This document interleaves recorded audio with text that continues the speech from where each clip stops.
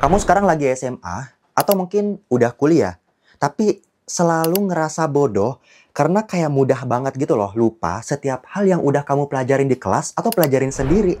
Bahkan nih mungkin sekarang nilai kamu lagi anjlok dan kamu kayak ngerasa bersalah sampai nyalahin diri kamu, bahkan kamu sampai bilang, kayaknya aku terlahir bodoh nih karena misalnya nggak sepintar teman-teman aku yang lain. Kalau iya, selamat, kamu menemukan video yang tepat. Karena di video kali ini, aku bakal bagiin sebuah study hacks yang insya Allah juga bisa bermanfaat buat kamu biar nggak mudah lupa lagi sama apa yang udah kamu pelajarin.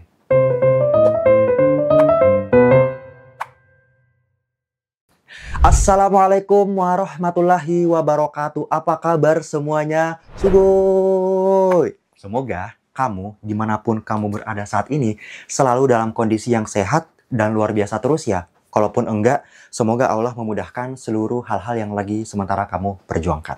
Once again, buat kamu yang baru pertama kali nonton video YouTube aku ini, selamat datang. Salam kenal, aku Didit. Aku seorang dokter yang saat ini lagi melanjutkan S3 di Niigata University Jepang dengan beasiswa penuh dari Max Scholarship, dan saat ini lagi banyak meneliti tentang gangguan mental, mulai dari kecanduan game, depresi, stres, sampai pola insecurity seseorang.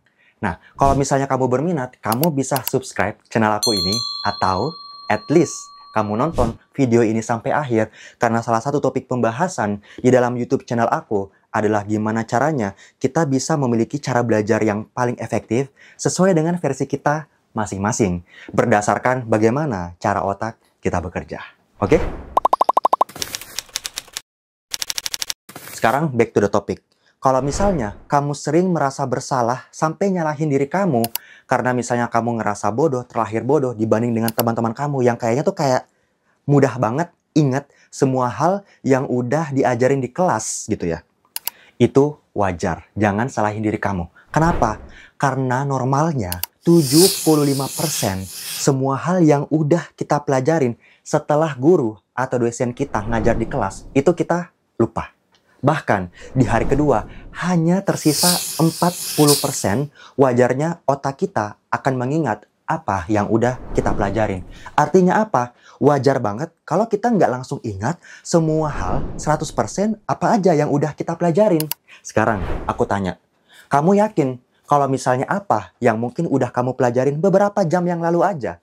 Aku bisa tanya kayak gini, kamu emang masih yakin ingat 100% semua hal yang kamu udah pelajarin tadi itu?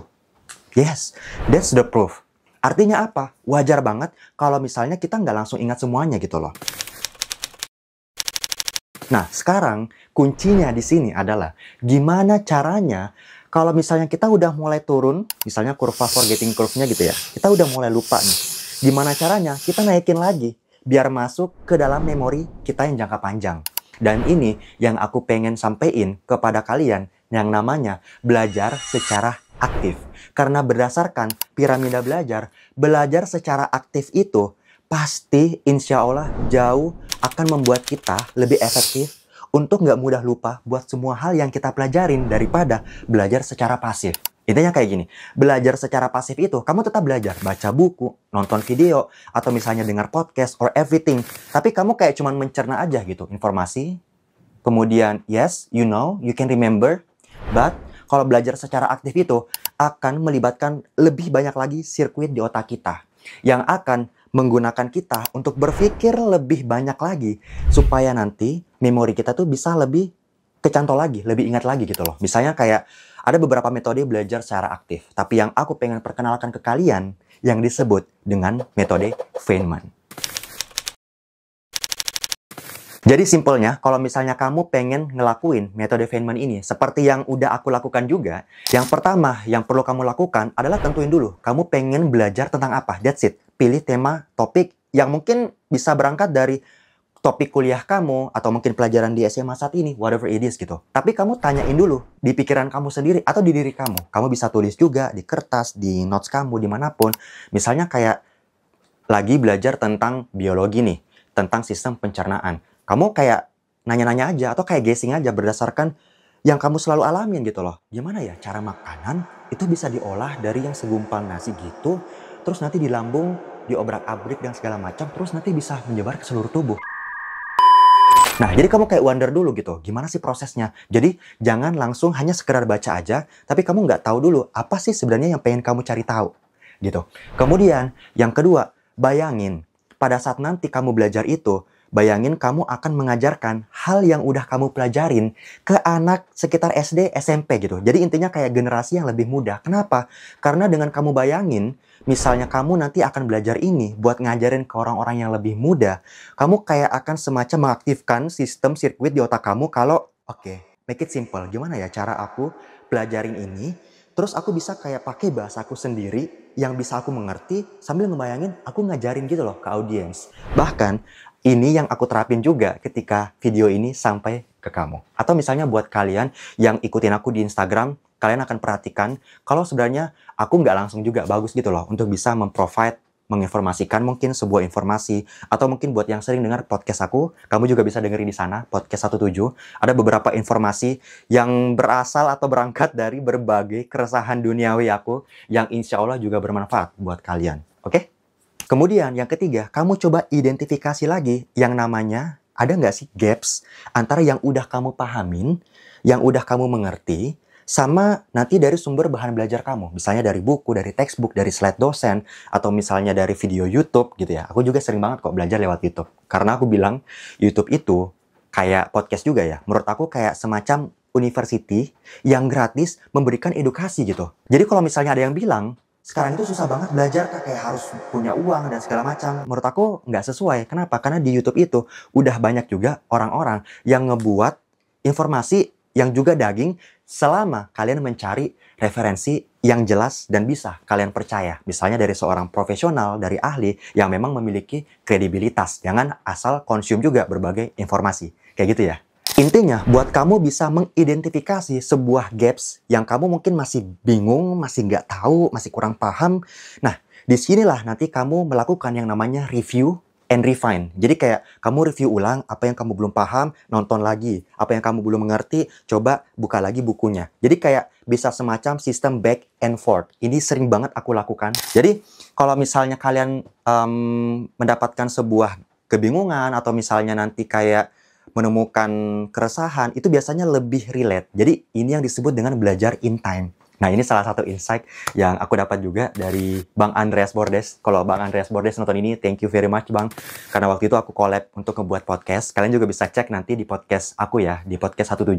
Bareng aku di sana ada collaboration podcast bareng Bang Andreas Bordes ya. Salah satu podcaster yang aku sangat hormatin banget. Aku terinspirasi banget juga untuk ngebuat podcast, salah satunya dari beliau. Dan di situ, Bang Bordes bilang kayak gini, sebaiknya belajar itu in time. Jadi kayak misalnya kamu menemukan keresahan apa atau kebingungan apa, kamu baca langsung, cari tahu tentang hal itu. Mau baca, mau nonton, mau dengar, apapun itu medianya.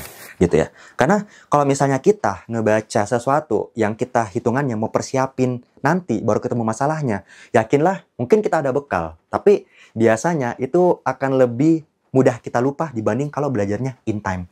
Ini yang menjelaskan tadi di poin pertama, kalian tentukan dulu kira-kira apa sih framework konsep yang kamu tuh bingung atau mau cari tahu gitu loh. Biar nanti kamu juga ada interest sama setiap hal yang kamu pengen pelajarin. Misalnya mau belajar biologi, matematika, atau belajar yang lain di kuliah kamu saat ini.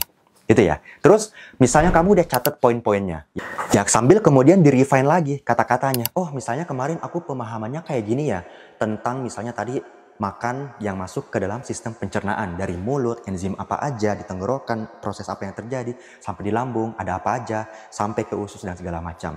Dan ibaratnya kayak kamu nge-refine lagi kata-katanya buat mencari sebuah pola kalimat yang enak dan lebih mudah dimengerti gitu loh sama orang-orang yang lebih mudah tadi. Kemudian masuk ke poin yang terakhir, organize catatan kamu. Dan kalau misalnya bingung, kembali ke poin yang pertama, repeat. Jadi kayak ibaratnya kamu ingatin lagi diri kamu, oh ya ini konsep framework yang aku bingung, yang aku mau cari tahu. Ya udah baca, nonton lagi dan segala macam. Lakuin lagi poin 1, 2, 3, 4 secara berulang-ulang sampai kamu bisa sharing contohnya. Seperti yang aku lakukan juga dengan video ini sampai ke kamu. Kalau misalnya kamu ngerasa mudah mengerti dengan apa yang aku sampaikan, berarti aku juga berhasil terapin Feynman method ini. Dan insya Allah kamu juga pasti bisa. Insya Allah. Oke? Jadi gitu ya teman-teman. Semoga ini bermanfaat. Pada akhirnya, kalau misalnya kalian melakukan belajar secara aktif ini berulang-ulang, harapannya adalah semua ingatan yang tadinya cuman sampai ke short term memory kita, jadi memori jangka pendek, itu insya Allah bisa diteruskan ke dalam memori jangka panjang yang tersimpan di beberapa regio di otak kita, yang ibaratnya kayak membuat kita tuh mudah ingat sesuatu. Dan biasanya cara otak kita menyimpan informasi yang jangka panjang itu biasanya adalah informasi-informasi yang berkesan. Ini yang menjelaskan kenapa kamu dan kita juga itu lebih mudah ingat suatu peristiwa yang menyenangkan atau menyakitkan. Kalau misalnya kamu lagi belajar di kelas gitu ya, dibandingkan pelajarannya itu sendiri. Setuju nggak? Nah, kalau misalnya kayak gitu, silakan lanjutkan Feynman Method ini berulang-ulang sambil nanti bisa dikombinasikan dengan beberapa tips belajar yang lainnya. Yang insya Allah nanti aku bakal bagiin juga di YouTube channel aku ini.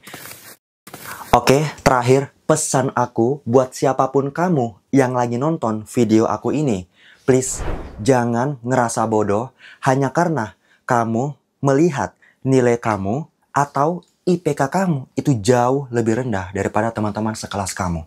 Ingat, percayalah, Allah itu udah memberikan kita kecerdasan kita masing-masing, jadi fokusnya diganti sedikit daripada fokus ke hasil dengan melihat atau membandingkan nilai kamu, mending kamu fokus membandingkan diri kamu dengan versi kamu yang sebelumnya. Jadi artinya apa?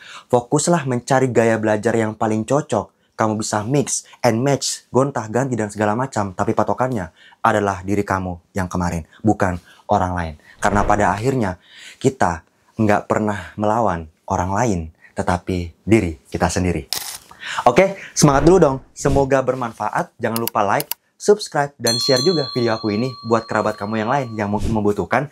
Sampai ketemu di video yang selanjutnya. Salam luar biasa. Sugoi!